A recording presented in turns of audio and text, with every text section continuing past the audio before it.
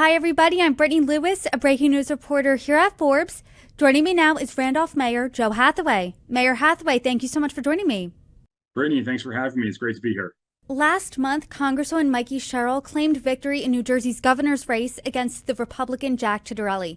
Now you are the sole Republican running to fill her congressional seat. So to start off the conversation, what made you decide to throw your hat in the ring and run? Yeah, absolutely. So happy to tell you a little bit about myself and why I decided to run for Congress.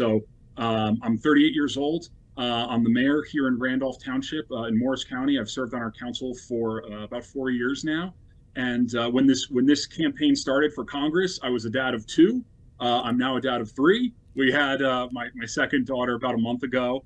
We've been doing the newborn thing again and getting back in that rhythm, which is always fun. But as a young dad, and I think when I see a lot of other young families in our district, and even the generation younger than us, I think that a lot of us grew up in this part of the country believing when we were younger, we were taught that if I work hard, if I make the most of my God-given talent, and if I treat people with respect, right, if I do things the right way, that America and New Jersey is a place where I can be successful, where I can reach my dreams and achieve my goals. And I think if you fast forward to today, a lot of people in their mid 30s or late 20s kind of look around and say, hey, I held up my end of the bargain. I did things the right way, but the system's not working for me. It's just not. And then I think if you look at even the generation younger than us, the generation that's just coming of age, just coming of voter age or coming out of college, the Gen Z group, they don't think the system's broken. They don't think it's ever worked at all because they've grown up in a political environment that's us versus them, that's Republican versus Democrat, that's fighting and name calling and attacks and even violence at times.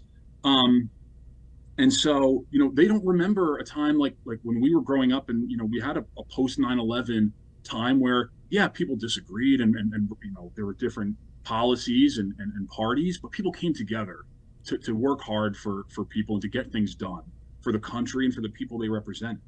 And so I'm running in this race because I believe we need to get back to that. I think we need less politicians running and serving in Washington that are more interested in headlines and news cycles and scoring, political points with their base, and more people who are willing to roll up their sleeves and work hard and get things done for people at the end of the day, the people they represent. Having served as a mayor at the local level, I have experience doing that, right? In my job, it's about getting things done, getting the basics done very well. Randolph's a very well-run town, and we have a government that gets the fundamentals right. We have a strong law enforcement in our community, keeping our people safe. We improve our infrastructure. We address our parks and our roads, and we do things, and then we get out of the way and let people who are already working hard do things to make their lives better too. So I believe we need to get back to that spirit of service and hard work for people. That's what I'm going to bring to the table in this race, and that's what I hope to bring for the people of CD11 down in Washington. I think that the beginning of your answer there really hits a nerve with a lot of people who are in their 20s, their 30s, their 40s. I'm in my 30s, and I have a very similar conversation with my friends all of the time where people feel slighted. You went to college or you started working, you've been working your whole life, and you're really still living paycheck to paycheck. People think that they're just kind of turning their wheels in the mud a little bit. Nothing feels as affordable as it once looked in the 90s when we were growing up. And it's really not a partisan conversation, right? You could have the same conversation with a Democrat as a Republican. People feel really frustrated. People feel that, the cost of living is going up. Life is no longer affordable. I mean, how are you going to address that if you become a member of Congress? Yeah, affordability. That's what it comes down to at the end of the day. That's what people are searching for. And they're searching for it regardless of party, especially younger generation. Right? If it doesn't matter if someone has an R next to their name or a D next to their name. What matters is are they going to do things that make my life better? Now, I believe the people of this district want that, but I don't think that people necessarily think that means it's government's job to to give me that, right? Look, if you live in this part of the state, in this part of the country, you're already working hard, right? You've already done things the right way. You're trying to make it work. You're in your career, you're trying to get ahead and do things and be successful, maybe start a business. And so I believe we need to get government out of the way, get back to the basics. Whereas, I think some of my opponents may say you need more government or, more programming, more of a role of bigger government in your life to make things better. I just fundamentally disagree with that approach. But look, I'll tell you, and it goes back to one of the first things we just talked about. But home ownership is such a challenge here in this part of the country, and certainly in this part of the state.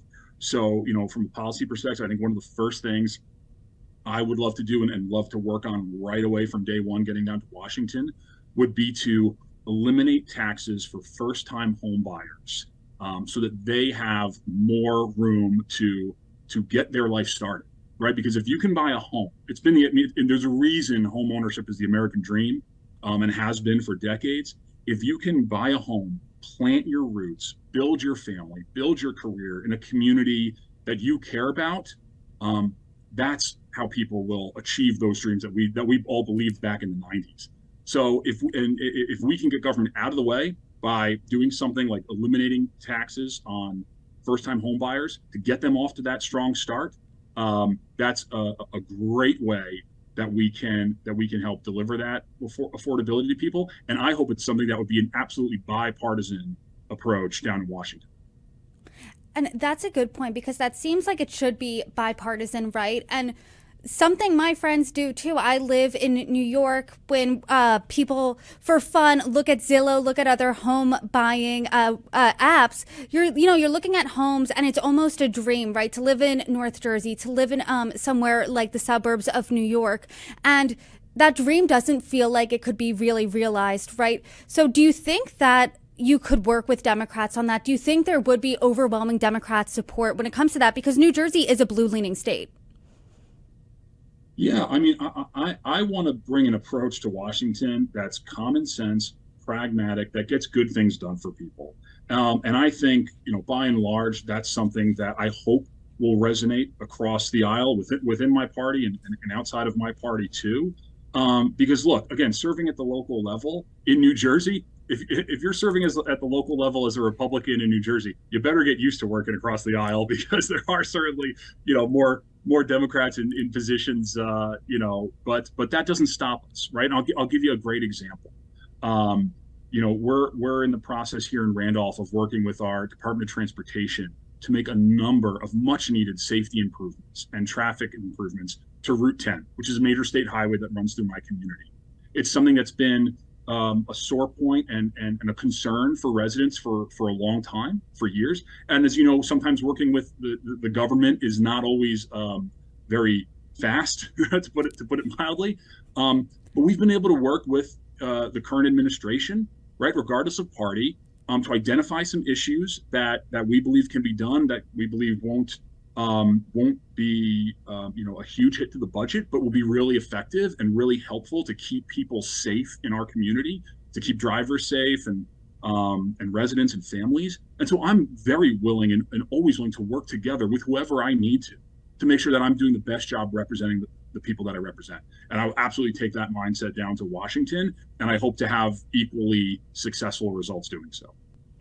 You made the point earlier, but New Jersey is a blue-leaning state. The district you're running for, New Jersey's 11th congressional district, is a blue district, or has been since Mikie Sherrill first won election in 2018. And since then, she's won pretty handily in each re-election since. Most of the times, she has had double-digit victories. So how do you plan as a Republican to flip this district? Yeah, well, again, I think this district is ready for a new generation of leadership across the board. And I think one of the things that you're going to see differentiating me from some of my opponents on the Democrat side is they're going to represent much more of the same, quite frankly, much more of the same broken system, much more of the political machine here in New Jersey that's kind of kept things the way they are for a long time. So, if voters in this district want to look for new leadership and look in a new direction, they can look towards me, a guy who's, grown up in North Jersey. I've lived the last 20 years in this district. in Nutley and Bloomfield and Woodland Park and really kind of all corners, and now here in Randolph serving.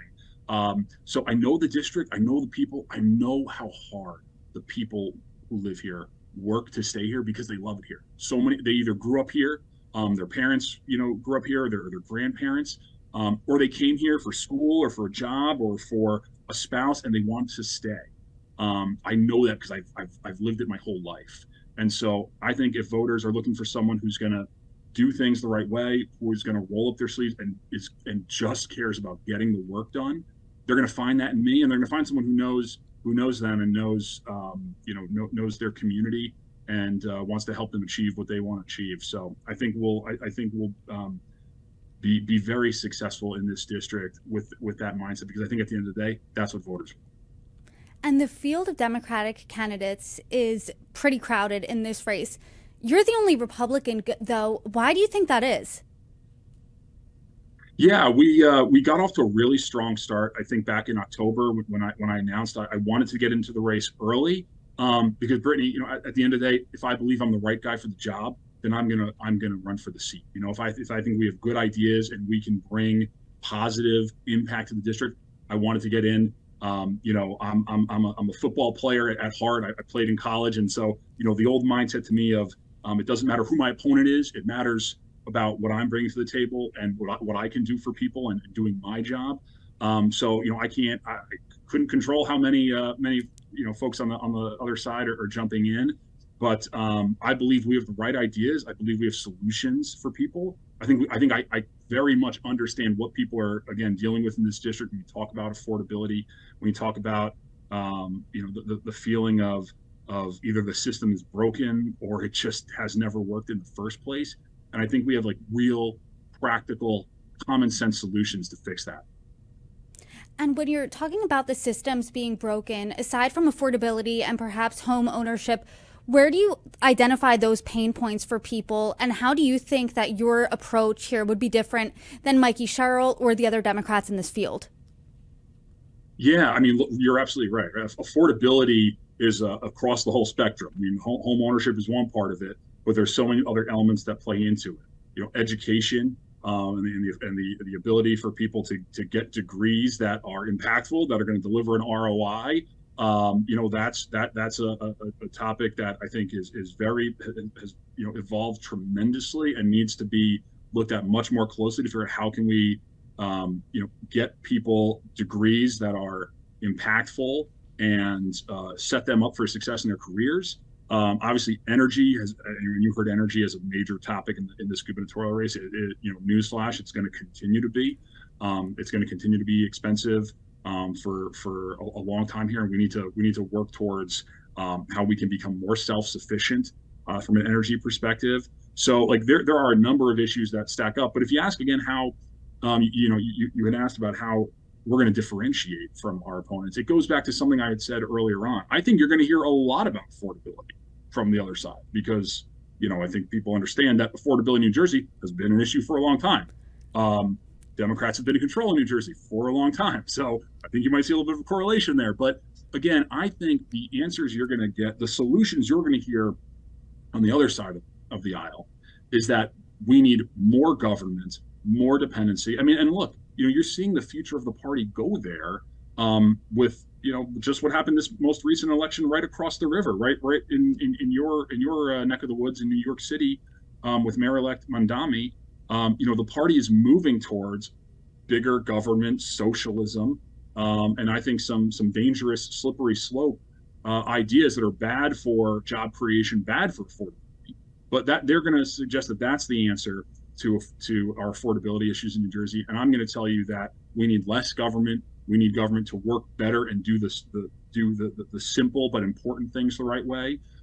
We can do things like get out of the way of taxing you to death when it's your first home purchase, giving you a little bit more of a leg up there. But getting government out of the way and impeding you from being successful and doing what you want to do is something I believe in. I think my opponents are going to tell you the exact opposite. And how do you get government out of the way? What would that really look like? Let's say you win the seat. Yeah, I mean, it starts by I think getting back to basics. right? Funding the things that we need to do. It's funny at the local level. We always talk about it with our budgets a lot. Is this a nice to have budget or is it a need to have budget? And I think those are tough conversations to have. But to get those things done, to really examine things and get government out of the way, make it a little smaller, make it more effective. It's going to take what we talked about a little bit ago as well. It's going to take working together. It's going to take bipartisanship, because if we can't come to the table and hash things out and find ways to get things done that's good for the people in my district or good for the people in your district or good for America overall, if we can't work together to do that, it is going to be hard to make any real progress. When you have a stalemate, it's going to take coming to the table and finding solutions, common sense solutions that people can get behind to help us, get the role of government where it needs to be to allow people to be successful. And this isn't exactly bucking any trends, but usually when there's a party out of power, when they come back in the midterms, they're more popular. And a recent Economist YouGov poll doesn't have the best news for Republicans. Democrats are up 6 points in a generic congressional vote. More Americans believe that the country's heading in the wrong direction, opposed to not. And President Trump's approval rating is hanging right now at about 38%. What do you make of those data points? Does that concern you as a Republican running for a congressional seat? No, it doesn't, because I think when people vote for their congressional representative, it's something that's very close to home. And I think people, I think one stat you always hear a lot, right, is people don't like the work that Congress is doing, but they love what their congressman is doing, right? Because it's their guy, right? So, or it's their girl, right? They value the role and the accessibility of having their representative in Washington. And so, I think we have a great opportunity in this special election. Especially as the Democrats are going to, and we're already seeing it in this whole primary cycle. You're going to see it. They're just going to bash against the president. They're going to, attack. They're going to focus on everything that's going wrong in their perspective, but they're not going to come to the table with any solutions. I'm here to tell you, our platform is going to be about working hard for people. It's going to be about working together. My foremost goal is to get things done for all of the people I represent here. I think that's what people want at the end of the day. I think the vast majority of Americans are whether where they're at politically. I think they're tired of rhetoric. I think they're tired of the divisiveness. I think they just want people that are going to actually get to work and try to do some good and roll up their sleeves and work for them. And so that's the kind of campaign we're going to run. And I think that message will resonate across Republicans, independents, Democrats, everyone here in the district. I want to talk about something that you said in your campaign video. You made the point that DC needs less show ponies and they need more workhorses. And it must be frustrating to be someone in politics who's perhaps more moderate, more pragmatic, and you see more bombastic members from both sides of the aisle, perhaps more firebrand, conservatives and Democrats alike, getting more media attention, getting more social media attention because they are saying things that they know will grab headlines. And I'm really lucky in my position. I've talked to pragmatic Democrats and Republicans alike, and we have these really long, in-depth conversations. But the biggest complaint I hear from voters is that nothing right now seems to be getting done in Congress and in D.C. in general. So I'm curious, let's say you get elected to this seat in Congress. How do you work to remove that gridlock? Yeah, you're right. It's a problem across the board. We don't need more show ponies seeking the limelight. We need more workhorses. It's true. So on both sides of the aisle, we need more workhorses to come together. I mean, look, I think what I see here at the local level and how we get things done. It is about building trust. It is about building relationships with people. And I think in any line of work, in politics, in business, in sports, if people believe they can trust you, if you're a man of your word, if you're a person of integrity and of courage, people see that, and people know that you're someone who will do what they say and says what they mean. That's where it starts, right? And I can't fix all 400 plus members of Congress in one shot, but I can be me. I can be one workhorse coming down to try to do things the right way. And I think we do that one at a time. and we'll start to move things in the right direction. You brought up the intro video, and I think if you kind of saw if you saw the one part where I talk a little bit about my time playing football up at Yale, and I bring it up because I do think it has greatly shaped my perspective on things and bringing a workhorse mentality. So I'll just tell you a quick story. So I played 4 years of football up at Yale, and my senior year, I was a defensive lineman. My senior year, my coach asked me if I'd be willing to go play the nose guard position, which is the job right in the middle. Nobody wants. It's it's down in the trenches in the mud. It's not very fun. It's not certainly not a show pony position, not a position where you're getting a lot of glory or highlight reel material. But what he said was, Joe, I want you to do this because it's the best thing for the team, but it's your senior year. You've played for us. You've worked hard. I'm not going to make you do it. If you don't want to do it, I'm not going to ask you to do it. And I think you can probably guess where this is going. For me, there was never a question. It was, all right, coach, I'm in. If that's what's the right thing for the team, I'm in, and I'm willing to do the job that I need to do so that we all are successful.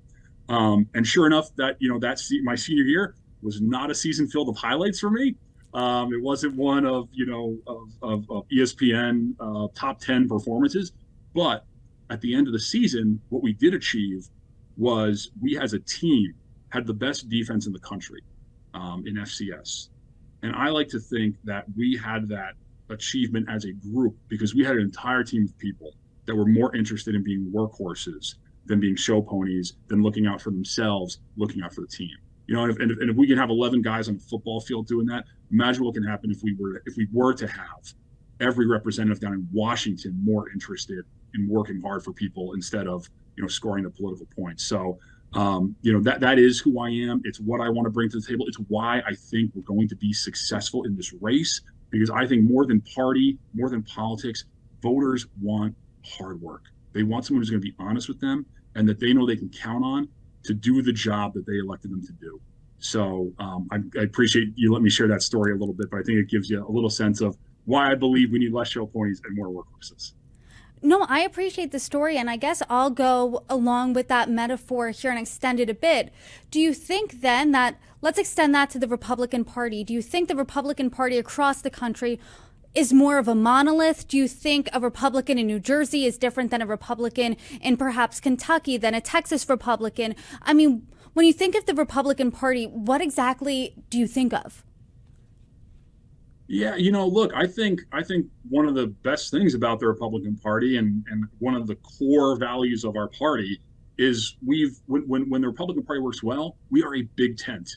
We have lots of people with lots of different ideas. I think inherently, we believe in things in collectively a few core things. One of those big main things is individual freedom, and individual responsibility and liberty. So when you have a group of people that believe in the strength of the individual, I think you're inherently going to get people from a lot of different maybe spectrums across that. But look, the core tenets of the party is exactly what I believe in. We need a strong military. We need strong law enforcement to protect our borders and protect our nation. We need to give small businesses and people who want to be successful the tools to do so and get out of their way. We need to give people the individual freedom to achieve what they want to achieve, to reach those dreams. And I think that's something that all Republicans absolutely unite around. Everything else in between, yeah, there's certainly differences, but that's what makes our party great, right? So a lot of differences between a Republican maybe in New Jersey and Texas, but we believe in the same things. And I think together, and I think with our race come April, right, this special election is going to be a huge indicator for where we can go in November. And I think if we're successful here as a Republican in New Jersey, every Republican around the country, and really everyone around the country, can look around and say, hey, listen, New Jersey just sent a Republican down to D.C. We can too, and we can do good things together and keep the country moving on the right track. Do you think last night's special election in Tennessee was an indicator about anything to you when it comes to your special election and perhaps the midterms? Because the Republican candidate, he won by 9 points, but that was a district President Trump won just last year by over 20 points. He said after winning, he delivered a message to what he described as the professional panickers in my own party. He said, running from Trump is how you lose, running with Trump is how you win. Do you agree? And what did you learn from that race? Well, Brittany, to kind of go back to the football metaphor a little bit for me, a win is a win is a win. Whether you won by 1 point or you won by 50 points, right? We want our team to win, and so we got to win in Tennessee last night. That's a good thing. And how the congressman elect wants to run a race in Tennessee. I'm sure he's got a team, and he knows his electorate there, right? Just like I know my electorate up here. And I can tell you for CD11, the people in this district that work hard, that, by the way, this district is the 11th wealthiest district in the nation. And getting back to that affordability, if you told the average resident, 35-year-old, anybody living here, that we were in the 11th wealthiest district in the nation, they'd probably vehemently disagree with you, because sometimes it just doesn't feel that way. But I know that what matters to people here is the affordability issue, is having the ability to achieve the dreams and the goals they want. And I don't think they care which party does it. They just want someone who's going to work hard to make sure that actually happens, and who knows them and who knows our communities here. So I think that's going to be the recipe for us to win. That's the kind of campaign that we're going to run. I think we're going to be very successful with that. And then, to his point, he said running from Trump is how you lose. When you think of the president, when you think of the Republican Party, and when you think about how you want to run, how do you go about mentioning President Trump? Is that someone who you want to, hitch your political wagon to? What does that look like in your campaign? Yeah, again, I think for me in this race, a couple things. Number one, we're going to need Republicans of all shapes, sizes to win this race. So we need to have all Republicans show up and make sure they're coming out to vote in this special election. It's a huge opportunity for us to get back on track in the district. But look, first things first, right? I said I'm running to do this job, and what this job is to represent the people of this district down in Washington. So I'm always going to put that mission first. Now, I am a Republican, and we have a Republican majority and a Republican president, and I think we're going to be able to do a lot of good things as Republicans for the people of my district. I think you've already seen it. I think things like the child care deduction in the Big Beautiful Bill, the SALT deduction in the Big Beautiful Bill, securing our border. Those are things that are really impactful and really positive for places like CD11 in New Jersey, where we have such a brutal local property tax situation like we do, where childcare is really expensive. Trust me, I can tell you, we got another one coming up now in daycare, and that's going to be expensive. So I think as a party, we've gotten a lot of things done very well for the district. But at the same time, if there are things going on, or there's policies, or there's positions that I disagree with, I'm going to say that too, because my job at the end of the day is to represent what's best for the people of this district. I'll give you one very clear example of that. Earlier this year, the administration, I know, has been considering removing Picatinny Arsenal, which is a major military base here in the district, here in Morris County. I vehemently disagree with that. I think it would be not only bad for our military, bad for military innovation, it would be bad for our district. There are many Randolph residents and residents across New Jersey who work at Picatinny, who contribute to our nation's defense, who are developing new artillery. I think it's bad for my district. They're a great partner in our community. And so I would absolutely disagree with the administration or anybody who thinks that removing Picatinny Arsenal is good for CD11. So, to me, it's really about the issues and about doing what's right for the people. I think more often than not, that's going to mean we're going to do a lot of great things together as Republicans down in Washington. But if it means I need to disagree, then I will, because it's what's right for the people in the district. And my last question to you, there's a couple months between now and the special election. What's next for your campaign? We're already off to the races and hitting the ground running. So we're going to be out in the community, again, delivering this message to everybody that we can. It is going to be, in a special environment. It's going to be a lot of awareness and making sure that people just know that, hey, listen, we have a special election going on. So I have no problem getting out and going back to my old stomping grounds, kind of across this district, and talking to people and letting them know that if they want to see a new generation of leadership step up for this district, if they want a guy who's grown up here, who knows them and knows their community, knows the issues that we're all dealing with in New Jersey, and has practical solutions to fix them and a work ethic to actually get it done, that I'm a guy that they should vote for on April 16th. So that's what we're going to be doing from now till the general. And I think we're going to be very pleased with the results come Election Day. Mayor Hathaway, I appreciate the time today. You are welcome back anytime. Thanks so much for joining me. Awesome. Thanks so much, Brittany. I really appreciate it. Good talking to you.